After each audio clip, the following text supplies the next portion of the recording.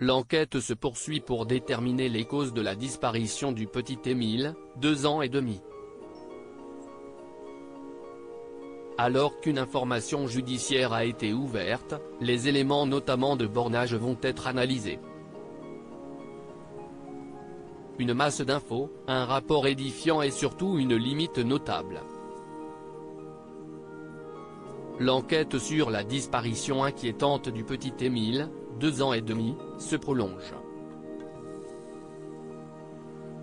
Ce mardi 18 juillet, une grande décision a été prise concernant cette affaire, puisqu'une information judiciaire a été ouverte par le parquet, face à sa complexité.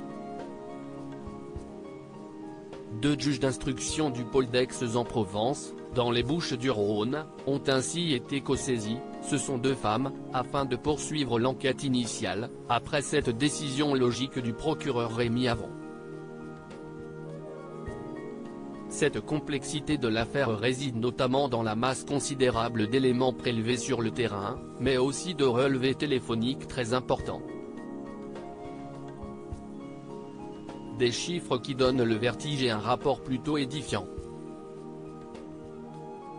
En effet, comme l'a rapporté BFM TV, on compte 1600 téléphones qui ont borné dans la zone de la disparition du petit garçon, alors qu'il se trouvait dans le Vernet, chez ses grands-parents au moment des faits.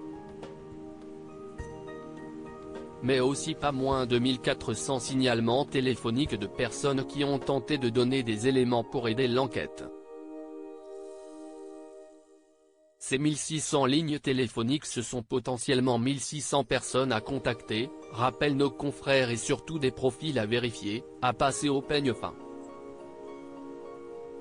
Ce nombre de téléphones s'apparaît énorme, 1600 qui ont borné dans un hameau où il n'y a que 15 habitants, s'étonne Jacques Morel, général de gendarmerie, et ancien patron de la section de recherche de Versailles.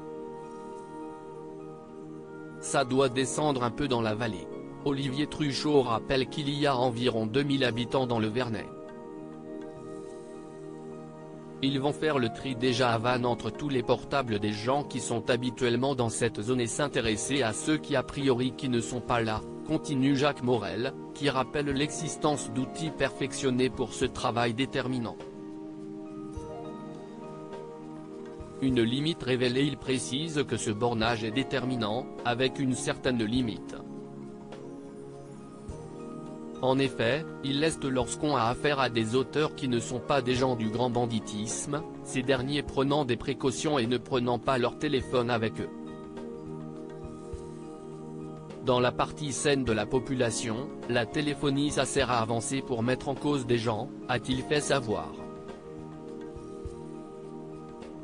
Le bornage va donc permettre de repérer qui était présent, notamment des personnes connues des services pour des faits d'agression, des détraqués sexuels. Des gens sur lesquels il va falloir travailler un peu plus que sur les résidents.